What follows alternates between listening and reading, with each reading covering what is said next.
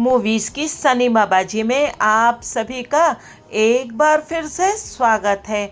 हम बात कर रहे हैं शोमैन राज कपूर जी के बारे में और मैं आपको सुना रही हूँ ये संस्मरण उनकी पुत्री रितु नंदा जी की लिखी हुई पुस्तक और राहुल रवैल जी की लिखी हुई पुस्तक से। अभी तक हमने राज जी के बचपन के बारे में जाना और उनके पिता की उनके बारे में राय जानी और ये भी जाना कि उनके दोनों छोटे भाई यानी कि याहू शम्मी कपूर और शशि कपूर जी उनके बारे में क्या सोचते थे और उनके संस्मरण किस तरह के थे राज जी के बारे में। अब हम जानेंगे राज जी के सबसे बड़े बेटे रणधीर कपूर जी और उनकी फैमिली यानी कि बबीता जी, करीना जी और करिश्मा जी के संस्मरण राज कपूर जी के बारे में। दरअसल होता ये है कि हम पर्दे पर जिस पर्सनालिटी को देखते हैं हमें लगता है वो बिल्कुल वैसा ही है, लेकिन वास्तविक जीवन में सब लोग एक दूसरे से अलग होते हैं और फिल्म स्टार भी इससे अछूते नहीं रहते।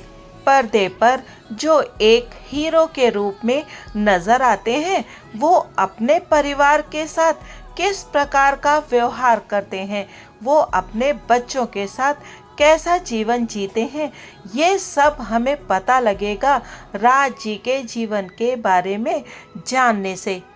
कमेंट सेक्शन में पिछले वीडियो में एक प्रश्न आया था कि मैं क्या कहना चाहती हूँ। मैं कुछ नहीं कहना चाहती, मैं सिर्फ आपको पढ़कर सुना रही हूँ वो किस्से, वो कहानियाँ जो राज जी के अपने उनके बारे में सोचते थे, जो राज जी के साथ उनके जीवन से जुड़े अनुभव हैं उन्हें। और हाँ, एक बात और, जब आप इस वीडियो को देखेंगे और आप सभी लोगों के किस्से सुनेंगे तो आपको ये एहसास होगा कि कहीं ना कहीं एक पिता, एक भाई और एक पति, वो सब एक ही समान होते हैं। वो अपने परिवार की कद्र करते हैं, अपने परिवार का ध्यान रखते हैं, अपने नाती पोतों से बहुत प्यार भी करते हैं, चाहे वो बहुत बड़े सुपरस्टार हो या फिर कोई साधारण जीवन जीने वाला व्यक्ति, कोई खेतों में दिन भर मेहनत करने वाला किसान हो या फिर फिल्म इंडस्ट्री के सबसे बड़े शोमैन राज कपूर जी। तो चलिए शुरू करते हैं राज जी के जीवन की कुछ और राज की बातें जो शायद आपको पहले पता नहीं होंगी। तो चलिए सबसे पहले जानते हैं राज जी क्या सोचते थे अपने बड़े बेटे रणधीर कपूर जी के बारे में। राज जी बताते हैं, जब मेरे पिता ने मुझसे पूछा था कि क्या मैं अपनी पढ़ाई जारी रखना चाहता हूँ या कोई बिजनेस या जॉब करना चाहता हूँ, तो मैंने कहा था मैं फिल्मों में आना चाहता हूँ। उन्होंने मेरी बात मान ली और मुझे चंदूलाल शाह और देविका रानी के पास ट्रेनिंग के लिए ले गए ताकि मैं एक असिस्टेंट बन सकूं। और कहते हैं ना कि हिस्ट्री रिपीट्स इट्ससेल्फ, वैसा ही हुआ राज जी के साथ जब उन्हें अपने बेटे डब्बू यानी रणधीर कपूर के साथ यही काम करना पड़ा। राज जी कहते हैं, मैंने अपने बेटे को एक असिस्टेंट डायरेक्टर के तौर पर काम करने के लिए कहा, क्योंकि मुझे लगता है कि आप जब एक असिस्टेंट डायरेक्टर के रूप में काम करते हैं तो आप फिल्म निर्माण से जुड़ी सारी टेक्निकलिटीज को समझ सकते हैं। राज जी कहते हैं, जब डब्बू एक असिस्टेंट के रूप में काम कर रहा था और उसको हीरो के काम मिलने लगे और उसके पास ऑफर्स आने लगे, तब उसने मेरी परमिशन मांगी। मैंने उससे कहा कि अगर वो एक फिल्म एक्टर बनना चाहता है तो उसे शुरुआत RK बैनर से करनी चाहिए।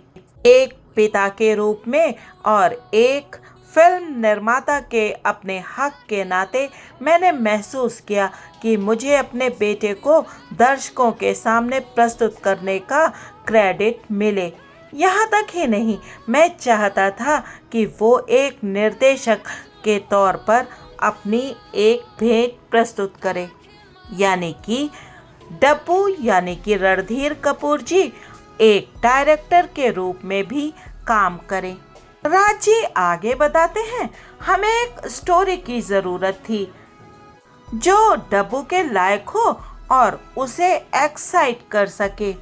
वीरेंद्र सिन्हा की कहानी कल आज और कल में हमें सही स्टोरी मिल गई। वो कहानी सुनते हुए हमें ऐसा लगा जैसे ये कहानी हमारे लिए ही लिखी गई है। इसमें केवल डब्बू के लिए ही एक आइडियल रोल नहीं था, बल्कि मेरे और मेरे पिता पृथ्वीराज कपूर जी के लिए भी एक बहुत आदर्श रोल था। जैसे पापा जी यानी पृथ्वीराज कपूर जी ने सन 1947 में मेरे द्वारा कार्य शुरू करने के समय रोमांटिक भूमिकाएं छोड़ दी थी और कैरेक्टर आर्टिस्ट बन गए थे, उसी तरह मैंने अपने बेटे के एक हीरो के रूप में काम शुरू करने के समय एक डिसीजन लिया कि मैं भी वास्तविकता को समझते हुए अब कैरेक्टर आर्टिस्ट का ही काम करूँगा और एक पिता की भूमिका में आऊँगा। फिल्म आवारा में पापा जी ने मेरे पिता की भूमिका निभाई थी। अब उन्होंने सहमति दे दी कि वे फिल्म कल आज और कल में फिर से मेरे पिता और मेरे बेटे के दादा बनेंगे। वास्तव में उन्हें भी मेरी तरह चिंता थी कि डब्बू अपनी शुरुआत एक कलाकार और एक निर्देशक के तौर पर सफलता से कर पाए। ये बातें सुनकर क्या आपको ऐसा नहीं लगता कि जैसे कोई एक सामान्य पिता अपने बेटे के लिए चिंतित होता है और उसके कैरियर को ज़्यादा से ज़्यादा आगे बढ़ाना चाहता है, वैसे ही राज जी भी अपने बेटे के लिए चिंतित थे। चलिए अब बात करते हैं कि रणधीर कपूर जी क्या सोचते थे अपने पापा के बारे में। रणधीर कपूर जी का जन्म हुआ था 15 फरवरी सन 1947 को और उसी साल राज कपूर जी ने अपनी पहली फिल्म आग की शूटिंग शुरू की थी। रणधीर कपूर जी उनके लिए लकी थे क्योंकि उनके जन्म के साथ ही उनकी पहली कार भी आ गई थी। लेकिन राज जी पूरी तरह से केवल एक तरफ ही सोच सकते थे। उनकी पूरी जिंदगी उनकी फिल्मों के इर्द गिर्द चक्कर काटती रही और ऐसा उनकी फिल्म के एक डायलॉग में भी था। और जब उन्हें एक पुरस्कार मिला था तब भी उन्होंने कहा था, जीना यहाँ मरना यहाँ, इसके सिवा जाना कहाँ। वो केवल फिल्मों के बारे में सोच सकते थे या इसके बारे में बात कर सकते थे। नशे में, होश में, खाने से पहले, खाने के बाद, सुबह, दोपहर, शाम या रात, घर पर या स्टूडियो में, वो केवल फिल्मों के बारे में ही बातें कर सकते थे। अगर आप उनसे स्पेस के बारे में बात करो या फिर डोनाल्ड डक के बारे में, तो भी वो बातचीत को फिर से फिल्मों पर ही ले आते थे। उनकी फिल्में, बस उन्हें इस बात से कोई लेना देना नहीं था कि दूसरे निर्माता किस तरह की फिल्में बना रहे हैं। उन्हें केवल अपनी ही फिल्मों में रुचि थी। उन्होंने RK स्टूडियो के बाहर बहुत कम कदम रखे और वो भी मजबूरी में। अपना स्टूडियो ही उनके लिए सब कुछ था जिसको उन्होंने खुद ही बनाया था। रणधीर कपूर जी आगे बताते हैं, पापा ने पढ़ाई में हमसे कभी भी फर्स्ट आने की या टॉप करने की उम्मीद नहीं करी। आप जानिए कि उन्हें हमारी कैपेबिलिटीज़ का यानी क्षमताओं का पता था। वो खुश होते थे अगर हम एग्ज़ाम में पास भी हो जाते थे, लेकिन वो ये चाहते थे कि हम खुद अपने जीवन जीने की योग्यता का विकास करें, यानी कि वो किसी चीज़ का दबाव नहीं डालते थे। मुझे याद है कुछ मौक़ों पर पापा हमसे नाराज़ हो जाते थे, चिंटू और मुझसे। चिंटू यानी ऋषि कपूर जी।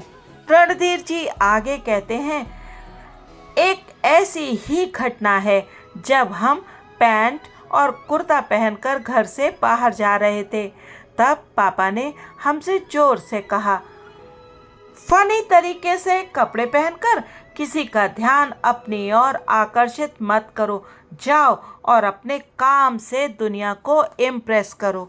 और मुझे लगता है कि हर पिता यही चाहते हैं कि उनके बच्चे उनसे भी बेहतर काम करें, उनसे भी ज़्यादा नाम कमाएं और वो दुनिया की सारी सुविधाएं, सारी खुशियां अपने बच्चों के लिए ले आना चाहते हैं। अब बात करते हैं बबीता जी की। जो पुराने लोग इस चैनल से जुड़े हैं उन्हें तो बबीता जी की फिल्में याद ही होंगी।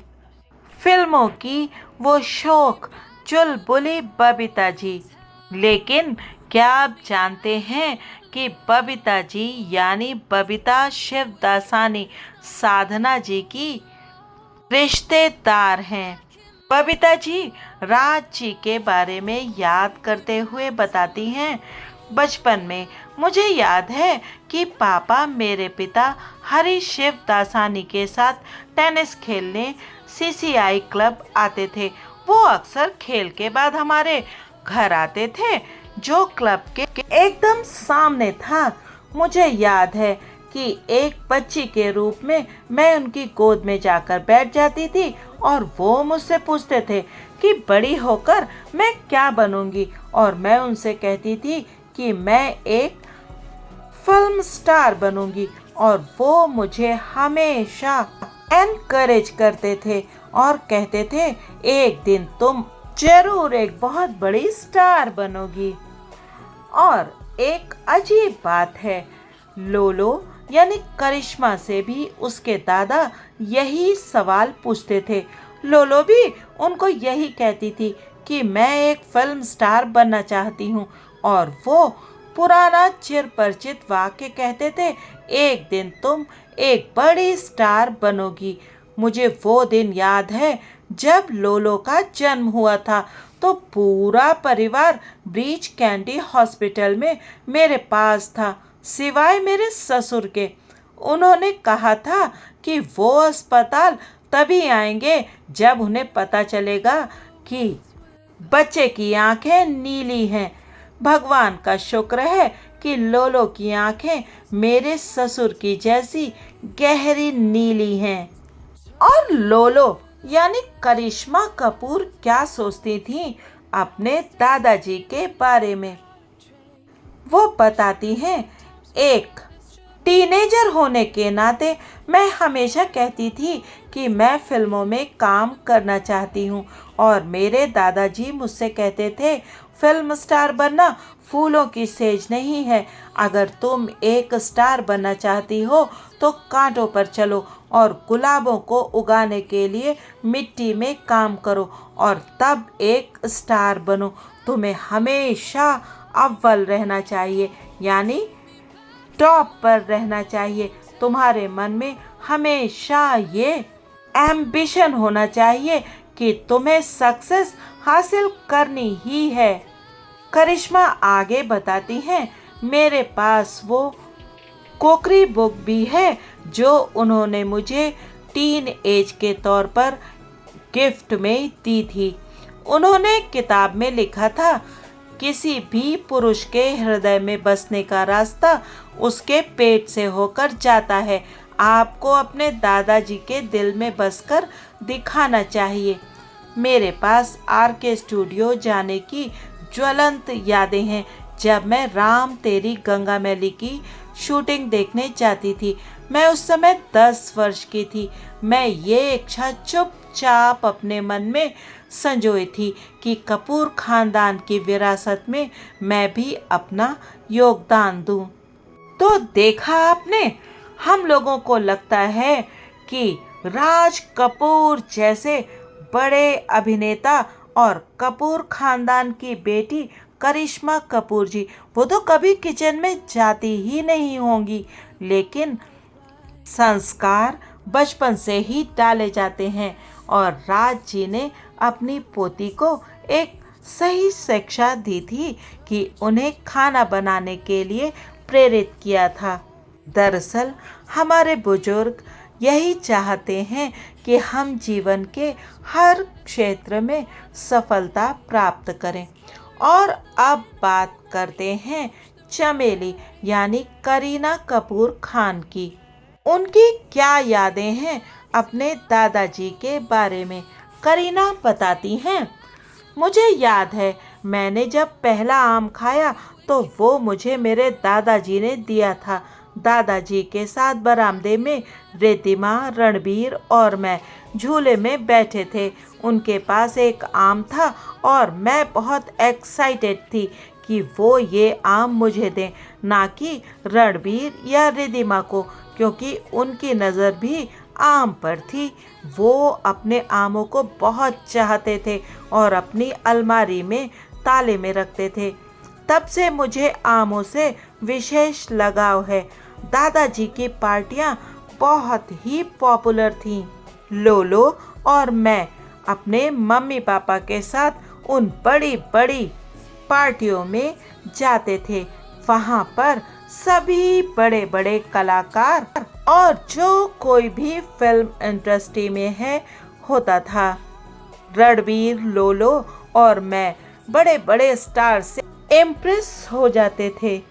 हम उसी माहौल में बड़े हुए हैं और इसीलिए इसमें कोई सरप्राइज की बात नहीं है कि जब हम बड़े हुए तो हमने फिल्मों में आने का ही डिसीज़न लिया।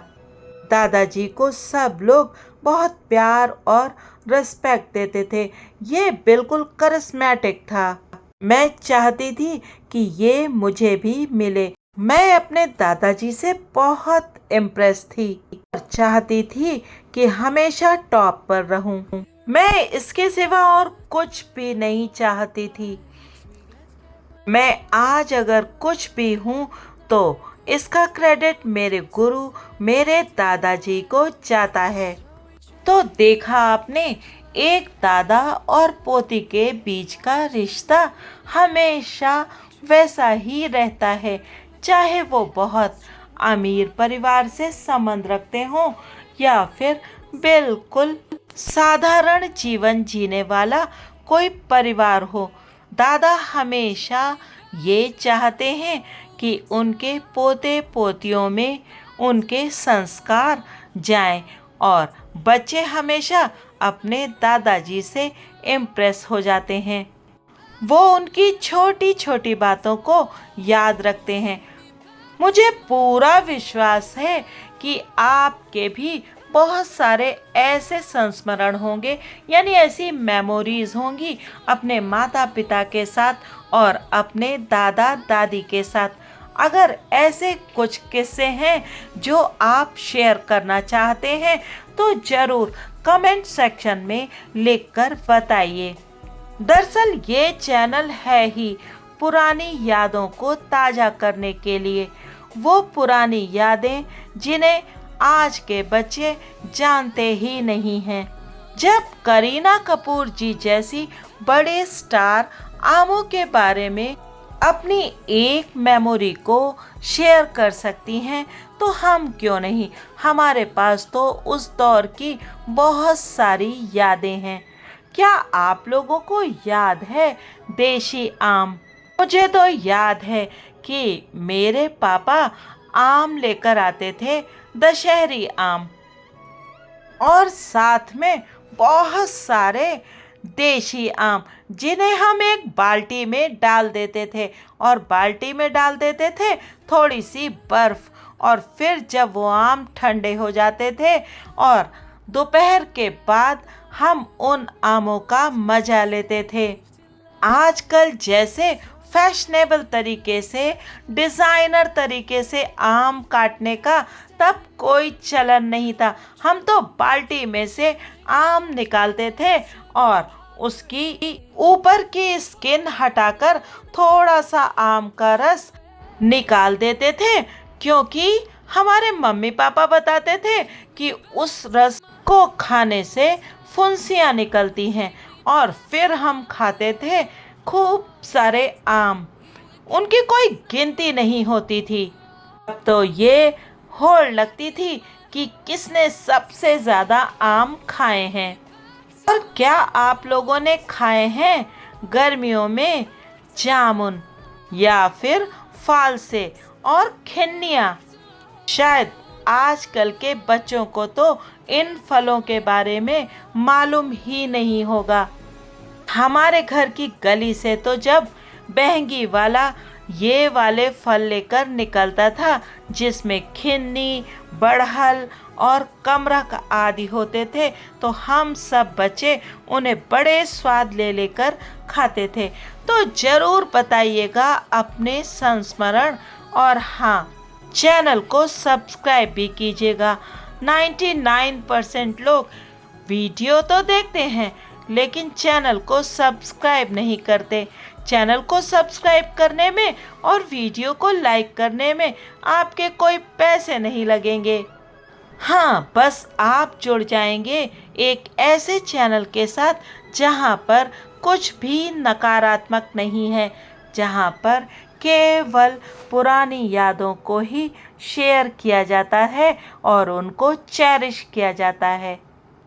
वो ज़माना ही कुछ और था। उस ज़माने की बातें भी बिल्कुल अलग थीं। लोगों के पास पैसा नहीं था, लेकिन दिलों में जगह बहुत थी। बने रहिए मूवीज़ की सिनेमा बाजी के साथ। वीडियो देखने के लिए आप सबका धन्यवाद।